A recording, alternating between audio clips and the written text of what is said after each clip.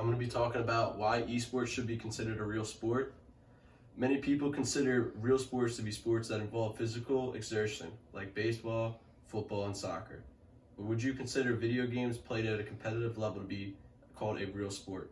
For those of you who don't know what esports is a form of competitive sports using video games.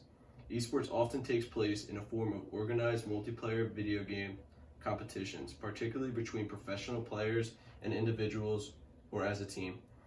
Esports is a fairly new franchise that is growing at a rapid pace and is only expected to keep growing. Esport matches and tournaments are starting to be broadcast on ESPN and in the United States on various networks around the world. Also, special areas have been created to host these arenas have been created to host these matches and tournaments.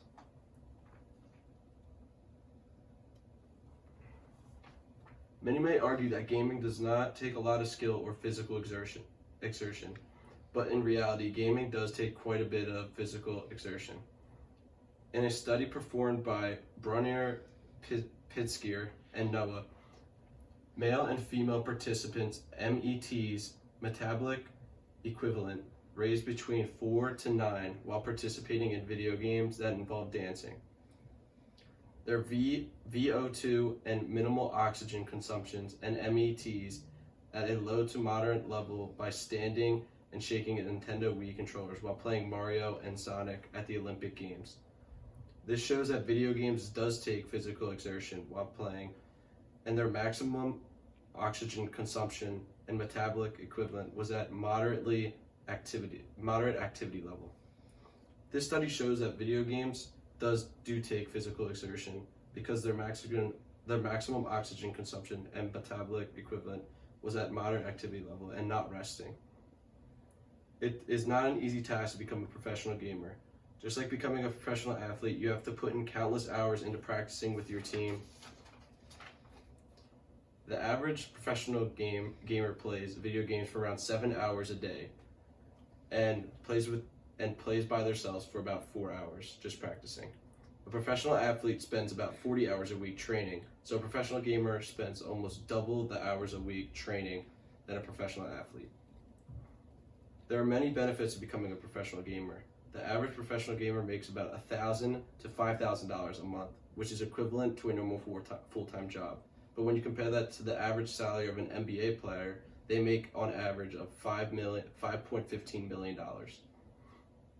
It is very hard to become a professional gamer, just like it is very challenging to become a professional athlete. There's no formal education requirements needed to become a professional video game player. Once someone finds a game or series of games that match their skill set, practice is vital. It is uncommon for professional gamers to practice for more than 6 hours a day.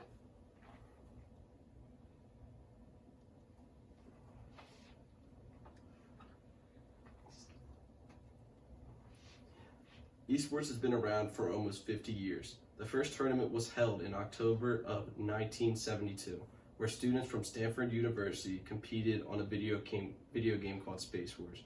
The grand prize for this tournament was a year-long subscription to the Rolling Stone magazines.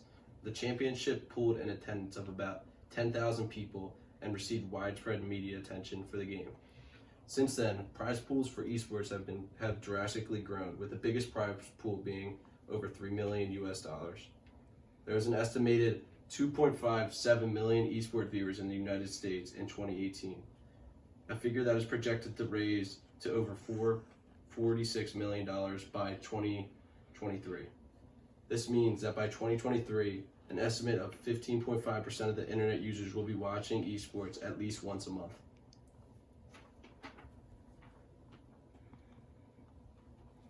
And why people consider esports to not be a sport?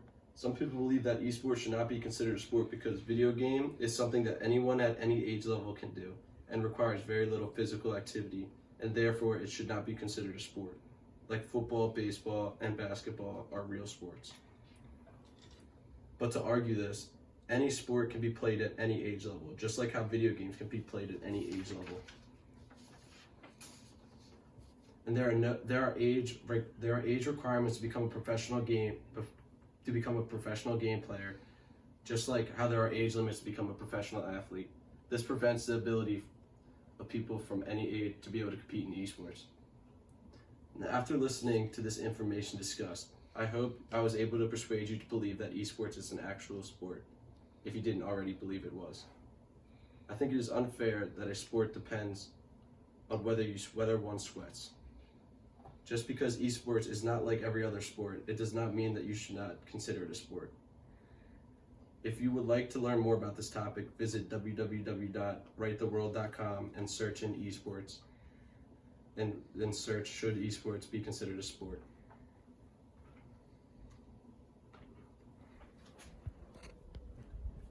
Yeah, everybody.